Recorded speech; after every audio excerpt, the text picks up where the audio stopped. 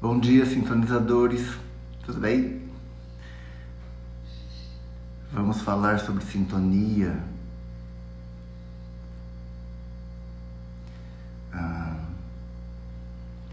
Deixa eu fixar aqui Bom dia, Eliane! Bom dia, Camila!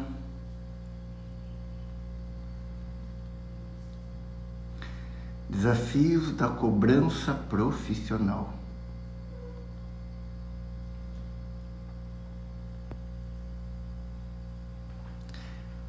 Essa é a visão energética.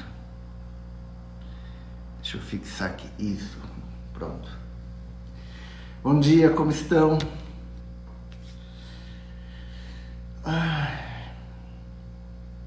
Acho que eu preciso trocar a luz aqui. Eu tô com uma sombra no meu rosto. Como está calor aí? No Lem já começou a secura, né, Eliane? Camila, tu fala de onde?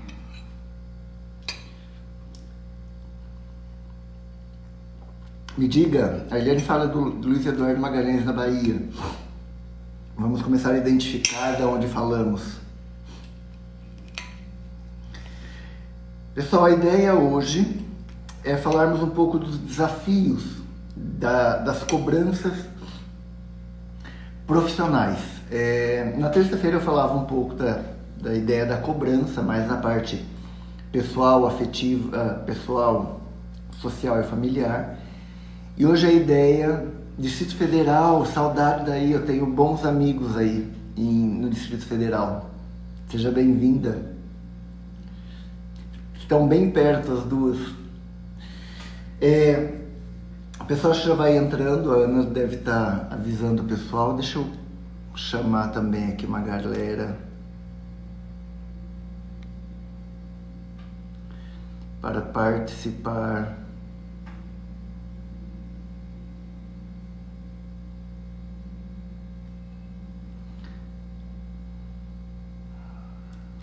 Deste assunto. Pronto, convidados. Cida, seja bem-vinda.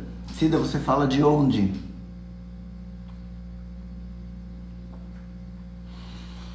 Na terça-feira eu falava um pouco sobre a cobrança que muitas vezes a família impõe na gente. Além da cobrança que nós temos de nós mesmos de ser perfeitos, de ter que dar resposta para as nossas culpas. Então nós crescemos. Bom dia, Murilo. Bom dia, Ana. Nós crescemos dentro de uma situação familiar e social, dentro de uma estrutura familiar e social, em que nós somos cobrados o tempo inteiro e é gerado culpa em nós. E essa culpa, ela faz com que nós nos cobremos o tempo inteiro, e mais do que nos cobrar, a gente não deu o nosso maior, nós não conseguimos dar o nosso potencial, tá? E nós profissionalmente, financeiramente, ficamos ali na média da nossa vida. Vou dar um exemplo. Quando eu era pequeno, lá em Pirassununga, Camila, também já fui Luiz Eduardo Magalhães, legal. Pessoal, vai entrando e vai dizendo de onde vocês são, tá? Eu acho que isso seria interessante. Tânia, me diga de onde você é, seja bem-vinda. Quando eu era pequeno em Pirassununga, a minha história, ela se dá. Nós somos 5 filhos e eu venho de uma família muito, não muito, mas assim, bem pobre, classe média baixa. Meu pai, ele era carroceiro, depois ele foi entregador de gás, e minha mãe, ela era do lar, e depois ela começou a lavar roupa para fora para poder ajudar nas despesas de casa. Ao mesmo tempo, nós éramos cobrados para ter uma postura correta. Nós tínhamos que ser educados, nós tínhamos que ser exemplo ali no bairro de uma certa forma, senão apanhava. Então tinha um monte de cobranças e nós crescemos sendo tolhidos. Não pode fazer isso, não pode fazer aquilo. E um monte de não pode que começou a envolver a criação do Paulo e acredito que também a criação de vocês. Esses nãos nos colocaram dentro das cobranças daquilo que a gente não pode fazer e daquilo que a gente é obrigado a fazer, tá? Bom dia, Viviane, bom dia, Léo, bom dia, Márcia, bom dia, Tânia, bom dia, Gláucia, Maringá, vão dizendo aí de onde vocês são. Vão dizendo aí, bom dia, bom dia, bom dia. E aí, nós crescemos dentro daquilo que nós podemos, que é muito limitado, daquilo que nós não podemos. Isso entra depois no profissional, naquilo que está acontecendo hoje. Quando eu cresço, eu tenho que ser. As empresas exigem que eu seja resiliente, exigem que eu seja criativo, exigem que eu seja um monte de coisas que eu não exercitei lá atrás na minha infância. Bom dia, Sil. Então, nós não temos isso porque nós não exercitamos. Hoje, a sociedade mudou e o Sintonia, ele vem dizendo isso há muito tempo. Há mais de 7, 8 anos aí, o Sintonia vem dizendo que nós estamos vivendo uma nova sociedade de informação. Eu vou falar da minha experiência. Eu precisei, a partir da minha história de vida e a partir daquilo que eu me tornei, me ressignificar. Então eu comecei a tirar essas travas. O Sintonia trabalha com isso, tirando essas travas. E olha, aquilo que era não, eu fui testar o sim. Então, você não pode colocar a mão ali, tá? Eu vou colocar a mão para ver o que acontece, mas eu vou colocar a mão enquanto adulto. E eu comecei a fazer muitas experiências, e essas experiências foram me dando liberdade. Então, eu ousei ser livre, e isso me trouxe bons resultados. Automaticamente, quando você pensa isso, você se torna aquilo que o mercado quer de você. Que você é resiliente, que você seja criativo, que você seja um monte de coisa.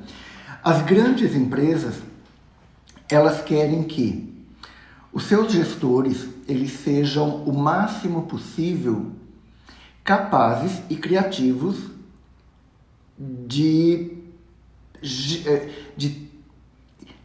mover a empresa para frente. Mas quem são essas pessoas? São aqueles que eu, Paulo, condenava lá atrás, que eram filhos de pais sem limites, que eram os filhos que o pai passava a mão na cabeça, que brigava, que xingava, que eram aqueles filhos que tinham liberdade para ser sem educação. Então, eles aprenderam o que era ser sem educação naquela época, lá atrás. Hoje em dia, é descoberta de mundo. Quando entra o Estatuto da Criança e do Adolescente, ali na década de 70, 80, ele se forma, o Estatuto da Criança, ele vem dar essa igualdade, essa igualdade de ser sem educação para todas as crianças. E aí, entenda que eu não estou falando de forma pejorativa e nem de forma negativa, mas você já não pode mais bater na criança, você já não pode mais tolher a criança, e todo o sistema educacional ele passa a transformar e a ver a criança de um outro jeito. Quando eu era professor, quando eu estava em sala de aula, o meu maior problema não eram as crianças, não eram os adolescentes, era o pai desses adolescentes. Eu dava aula para o ensino médio e os pais queriam determinar aquilo que a escola ia ensinar para os seus filhos, para que seus filhos não pensassem tanto. Eu dava aula de filosofia numa escola particular e eu trabalhava, por exemplo, a evolução humana. Trabalhava Darwin. E eu fomentava o conhecimento ali e a criança ia para casa, o adolescente ia para casa. E o pai não sabia lidar com essa informação. Então ele queria cortar, limitar o que seria ensinado para o seu filho. E já não pode mais isso. Ainda existem situações mais conservadoras nesse sentido que querem impedir a evolução do pensamento. Nesse sentido, a grande maioria da população foi trabalhada nos últimos 20 ou 30 anos de uma forma mais livre, que são os jovens que estão chegando no mercado de trabalho hoje. Estão acompanhando minha linha de raciocínio. Então, o Paulo, que está com 47 anos, ele foi criado de forma limitada. E ele precisou desabrochar para a criatividade e expansividade na fase adulta. Nem todos nós conseguimos, tá? Ao contrário, os jovens que estão entrando no mercado de trabalho hoje, eles foram criados de uma forma mais livre, podendo questionar, podendo fazer experiências. E eles estão chegando no mercado de trabalho com uma liberdade muito maior em relação a nós, a minha geração, que é uma geração tolhida e castrada. Vocês conseguem identificar isso ou não? Pessoal, Antônio, seja bem-vindo. Alexandra, Márcia, Tauana, Maria, André, sejam bem-vindos. Me digam aí de onde vocês são e me digam se vocês estão entendendo a linha de raciocínio, por favor. Porque a ideia hoje é capacitar vocês para entenderem o mercado de trabalho em que vocês estão entrando energeticamente, tá? É essa a ideia. Me dê corações aí, já compartilha aqui no cantinho, tem um aviãozinho. E me diga o que vocês entendem disso. Maria da Paz, seja bem-vinda. Vamos lá, então. Coloquem os posicionamentos de vocês, tá? Eu quero que vocês me digam o que vocês pensam disso. Eu hoje me considero um profissional, um empreendedor, eu tenho uma empresa. Dizia outro dia que eu precisava contratar algumas pessoas. E aí, vamos imaginar que o jovem que vem hoje, ele vem com a cabeça aberta, ele não é mais obrigado a aceitar a imposição do chefe, do líder, e ele pode ou não questionar. Como se eu sou uma pessoa tolhida e castrada, vou entender esse processo. Então, eu estou falando de energia neste momento. Passa pelo psicológico? Sim. Passa pelo psicológico, mas passa pelo energético. Quando eu vou contratar alguém, eu vou ter que entender os processos. Então, hoje, várias empresas fazem testes de personalidade, testes psicológicos, testes de aptidão, testes de um monte de potencialidades aí. Eu não tenho condições de fazer esses testes. Eu, enquanto profissional, microempresário, eu não tenho condições de fazer isso. O que eu vou fazer para contratar? Eu vou trabalhar a parte energética. Eu vou sintonizar a energia daquela pessoa para ver se ela tem a ver comigo. Entrevistei muitas pessoas dias atrás e selecionei os currículos que eu queria. Energeticamente falando, aquelas pessoas que vieram, elas têm que estar de acordo com a minha empresa, não comigo. O comigo entra em segundo plano. Avalie a sua vida. Tá? Alguém aí disse que está dando alguns insights em relação à infância. A Tânia está dizendo que deu alguns insights quando eu falei da infância lá atrás. Vamos pegar a sua infância e vamos pegar hoje a sua vida profissional. Lá na sua infância, você tinha uma ideia do que era. Então, eu acordava de manhã, não tinha tanto café, não tinha tanto leite, tinha um pão para a gente poder ir para a escola antes. Ia para a escola de manhã, voltava, tinha que estudar, tinha que ficar quieto porque a minha mãe estava trabalhando, tinha. E eu falava na terça-feira que o ter é muito impositivo. Se você fala assim, eu tenho que fazer isso, fala, tá, não tem porque eu não quero que você faça. Eu gostaria que você fizesse sem ter a obrigação de fazer. Gostaria que você fizesse pela opção de fazer. E é esse diálogo que nós temos que ter hoje com o nosso trabalho. E esse é o desafio da cobrança. Você tem que entender muitas vezes que o teu líder, que o teu chefe ou o teu patrão, ele ainda está no processo de limitação.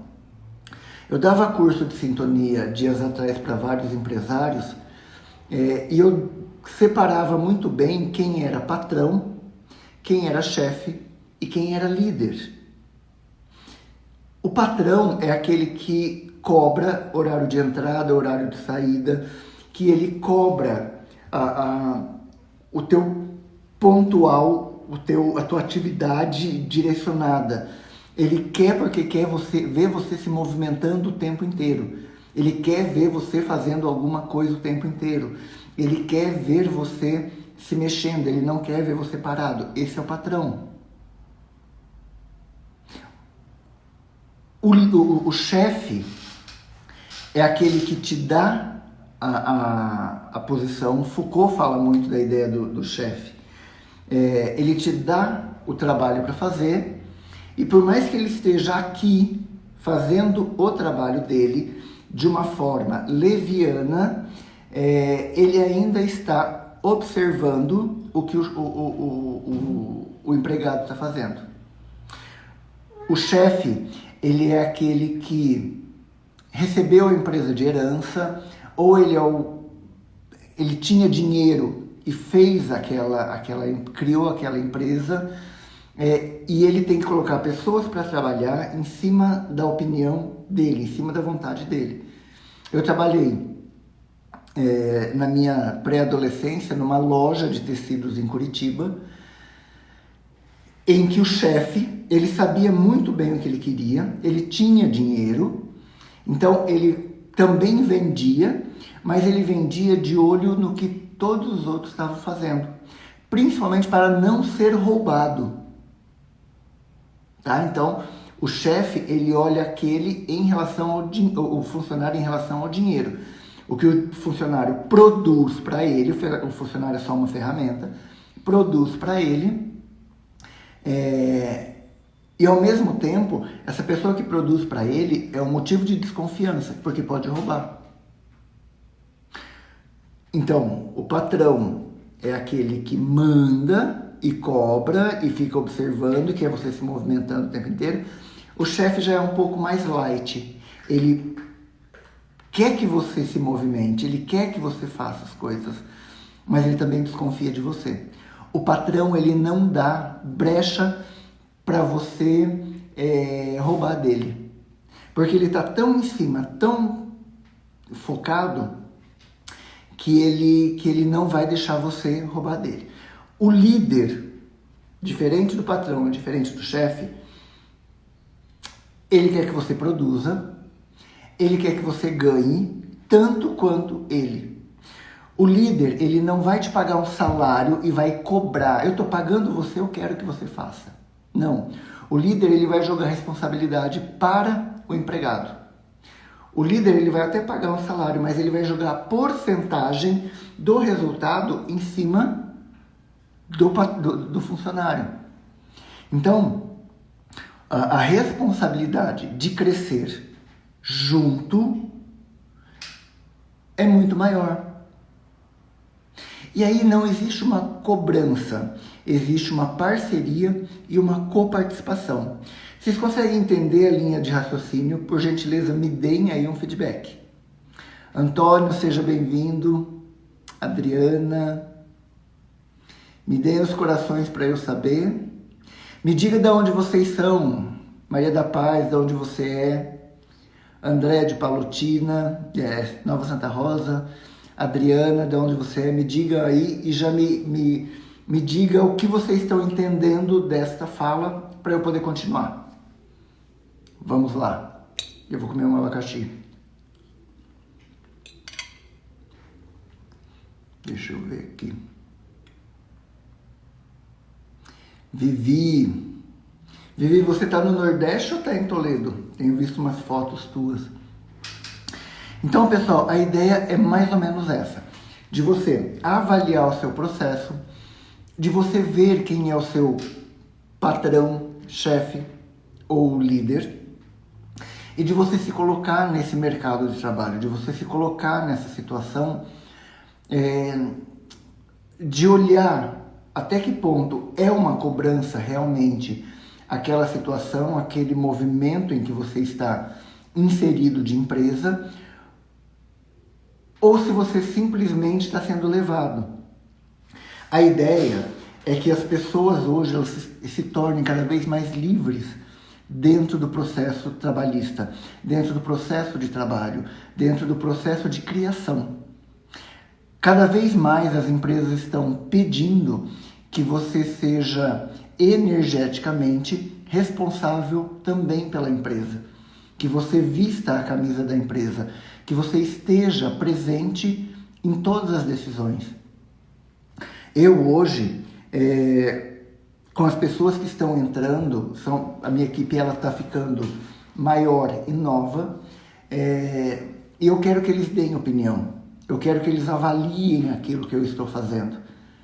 Então, todo o processo de criação que eu faço, bom dia Adriana, bom dia Tati, todo o processo de criação que eu desenvolvo, eu passo pelo crivo do meu público, do meu cliente primeiro. Então, a Ana Paula, o Pedro e a Andressa são meus primeiros clientes. E se eles não entendem aquilo que eu estou querendo dizer, vocês vão entender por um acaso? Então, eu tenho que, primeiro, estar em contato com o meu primeiro cliente, que são o pessoal que trabalha comigo, são meus colaboradores, que são os meus parceiros. Se eles acharem que aquilo está interessante, aí eu vou divulgar esse material para vocês. Esse processo, a maioria das empresas não fazem. E nós, enquanto funcionário, e nós, enquanto líderes, ou enquanto chefe, ou enquanto patrão, não fazemos. Então, a minha ideia de pensamento neste momento é que você avalie se o que você tem é realmente uma cobrança ou é um excesso de liberdade que o teu líder, que o dono da empresa está dando para você. E até que ponto você tem liberdade de falar ou não. E se você não tem liberdade, por que você ainda continua nessa empresa? Por que você não avalia fazer algo novo? Por que você não avalia fazer algo diferente? Por que você não avalia ser dono de si mesmo, por exemplo? Eu, quando estava sufocante trabalhar numa empresa, a última empresa que eu trabalhei foi uma multinacional, quando aquilo estava me sufocando, eu resolvi ser autônomo. E foi a melhor coisa que eu fiz na minha vida. Então, eu fui trilhando um caminho e hoje eu cheguei no Sintonia. Hoje eu sou o criador do Sintonia. E o Sintonia eu ensino o Sintonia. E o Sintonia tem ajudado muitas pessoas a mudarem de vida ou a verem a vida de uma forma diferente. Este pensamento que eu estou passando para vocês é um pensamento do Sintonia. É um pensamento de liberdade. O primeiro aspecto do Sintonia, ele é liberdade. O segundo é prosperidade. Então você tem que ser livre e próspero para você se tornar feliz, que é o terceiro aspecto. Entende como que funciona a linha de raciocínio para nós? Esse pensamento, esse caminhar, ele vai nesta linha de orientação, de ser livre, próspero e feliz. Beleza? Pessoal, o que eu tinha para falar para vocês nesta manhã... Bom dia, Carlita! É mais ou menos isso, é essa a ideia do que eu tinha para falar para vocês, de avaliar, de ver, entender essa nova sociedade que está se formando e saber se posicionar dentro dela. Espero ter ajudado. Se vocês quiserem saber mais sobre o Sintonia, sobre essa linha de pensamento, entre em contato. Estamos montando uma nova turma de Sintonia. Se você tiver interesse, deixe sua mensagem no direct. E final de semana está começando. Já comece a se planejar para o final de semana. Então, sexta, sábado e domingo, já pensem no namoro, já pensem no relacionamento, já pensem naquilo que vocês vão querer. E no sábado de manhã eu volto a falar um pouco sobre espiritualidade. Então, na terça-feira, geralmente eu falo de 3 aspectos. Bom dia, Rodmar, tudo bem? Na terça-feira eu falo de aspectos pessoal, social e familiar. Na quinta-feira, bom dia, Camila. Na quinta-feira, tá indo, mulher? Na quinta-feira eu falo sobre vida afetiva, profissional e financeira. E no sábado, sobre espiritualidade, tá bom? Bom final de semana que está começando para vocês. Compartilhem, por gentileza, essa live. E se tiverem mais dúvidas, quiserem saber mais, entrem em contato. Tchau, tchau. Bom final de semana para vocês. Boa quinta-feira.